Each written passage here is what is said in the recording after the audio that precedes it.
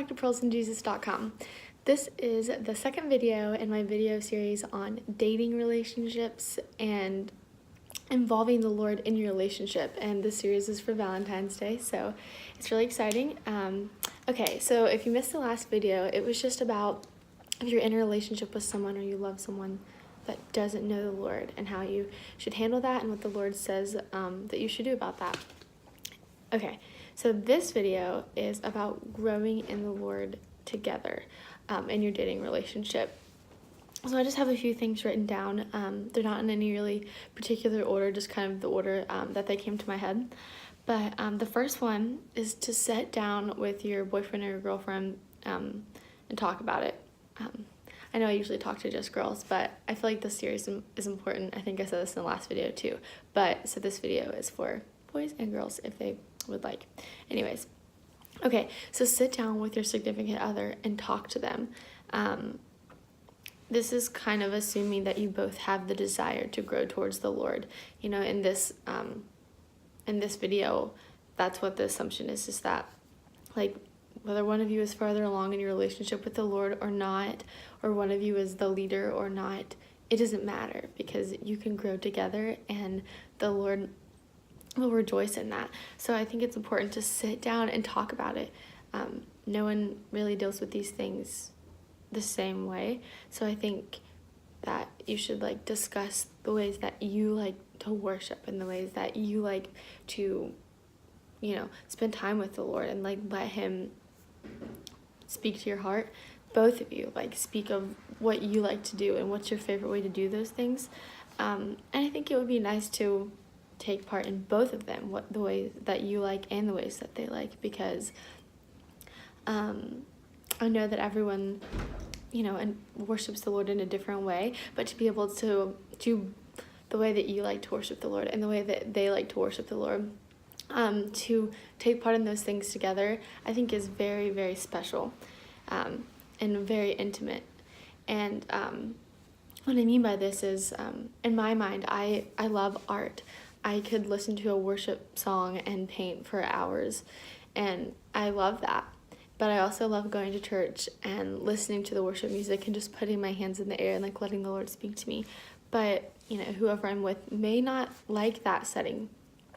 Probably whoever I'm with isn't going to enjoy painting for hours.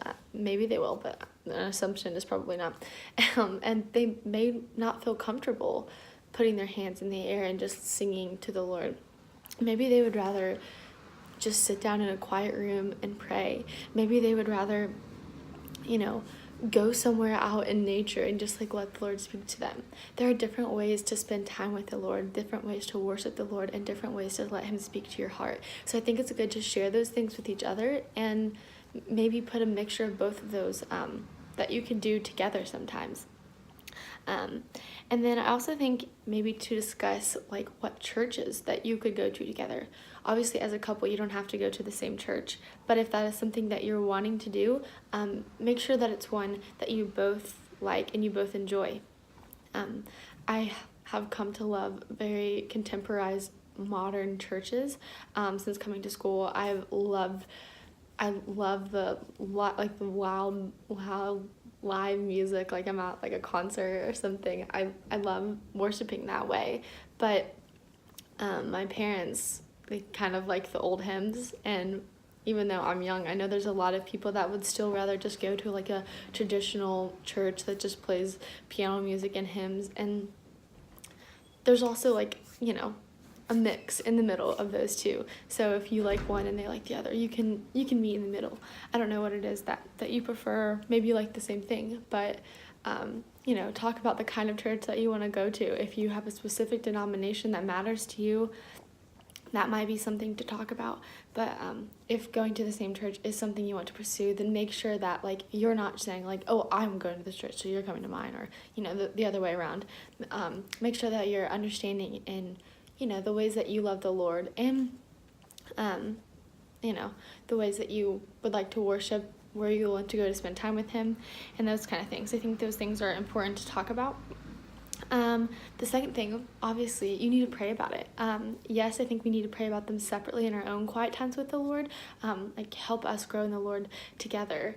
But more than that, I think you need, well, not more than that, but, as well, you need to spend time together in prayer, asking, like, the Lord, as a couple, as one couple, like, Lord, help us, if you've talked about marriage or engagement, or if your relationship's just starting out, or maybe you've just recently gotten saved and this is all new, whatever your circumstances is, like, ask the Lord to help you grow closer to him as a couple, because ultimately, like, if he sees that you're honoring him and blessing your relationship, like, he will honor you. But you have to honor the Lord in your relationship, and you have to listen to the Lord's will in your relationship. So pray that so that they can speak, or so that he can speak to your heart individually and to your heart as a couple. Okay, the next thing I think is really helpful is to do some sort of, like, Bible study together. That doesn't have to be a constant thing that you do all the time, but I definitely think that doing that some point in time in your dating relationship would be a very good idea and a very helpful thing. I think in doing that you can be very vulnerable with each other. You can, talk to each other about your struggles, and I think that's important, because in those things, I think that you can say, like, I've been struggling with this lately, like, this is what the Lord's put on my heart, and the same for him or her, whatever. They can tell you that, and you can pray for them, and also, as you dig into the Word, you get to, like, learn the same thing, whether it's a dating devotional or just, like, a regular one. Just, like, let the Lord speak to your heart through that. And I think it would be so sweet to be able to dive into the Word together and to have these things revealed to your heart, because even though the Lord's revealing the same words to your heart, like, on the piece of paper, I think even reading the same book, like, 5 people could read the same book and the Lord would reveal something different to all of them. So I think in doing this, like, you would get to share with each other what the Lord has shared with you. And I think that is so special and so sweet. Sorry, it's really early. Okay, and the next thing is, I think it's important to keep each other accountable. And I was getting ready to touch on that when I was talking about doing the study, but I forgot I made it a complete point itself. So as, like, whether you're doing a study or you're praying or just talking to each other, like, be able to share your, like, the overflow of your thoughts and your heart with your significant other, so you can keep each other accountable. Like, it's okay to, me personally, there's things that I struggle with that no guy I'm ever with is going to have struggled with it. Like, in regards to, like, an eating disorder, I don't expect any guy that I'm ever with to have struggled with that, just because it's not as popular with guys.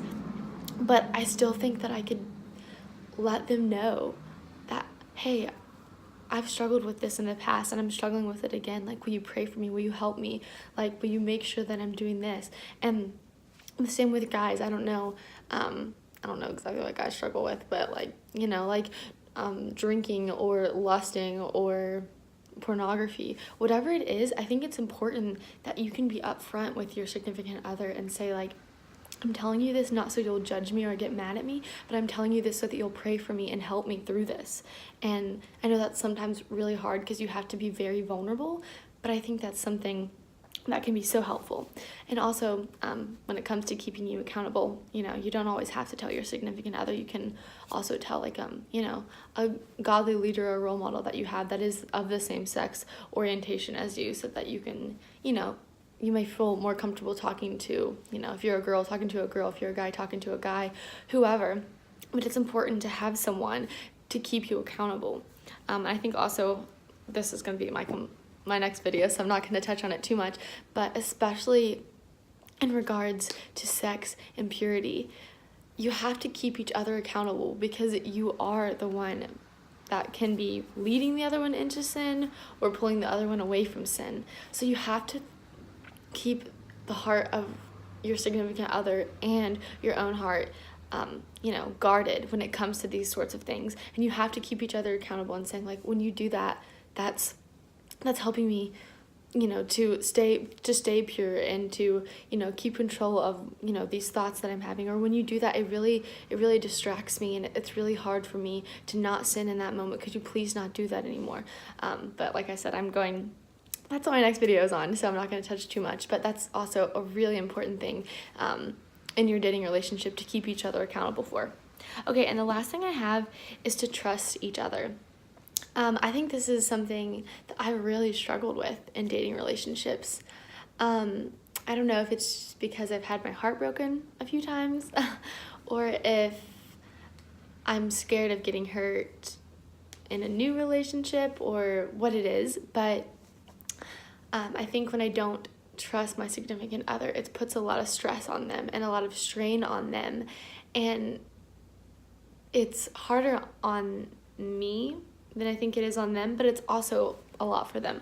So what I mean when I say trust each other is, I know as you're growing in the Lord, it's hard to get all of your insecurities out of your head. For me personally, as a woman, it's hard for me to not be worried and unsure and to just trust like 110% of whoever I'm with, like in my past relationships. But I think it's so important that as you grow in the Lord that you trust each other, so that you can be vulnerable and that you can tell each other things to help keep each other accountable. That like if you're struggling in some area and they tell you to pray about it, that you don't assume that they're doing those things, but they're coming to you in confidence so that you'll pray for them and not be mad at them. That you'll, trust where they're at and what they're doing, because I have found in every dating relationship when I don't trust someone, it just tears the relationship apart. And I think more so it's been me than the people I've been with. Just because of my own insecurities in myself, it leads to insecurities in my relationship, which leads me to not trust them. And it always tears the relationship apart.